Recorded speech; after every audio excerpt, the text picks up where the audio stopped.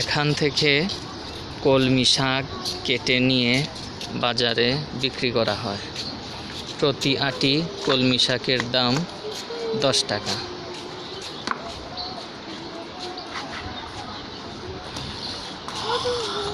এটা হচ্ছে একটা পাগার, এই পাগারে কলমি শাক হয়, আর এখান থেকে কলমি শাক নিয়ে বাজারে বিক্রি করা হয়।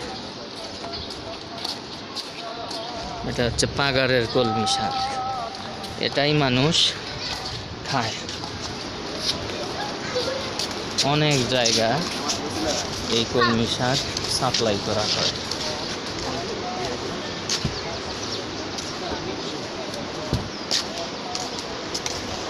আসসালামু আলাইকুম। এই যে কলমি শাকের আটি, প্রতি আটির দাম 10 টাকা। আঙ্কেল, প্রতি আটি কলমি শাক কত? 10 টাকা।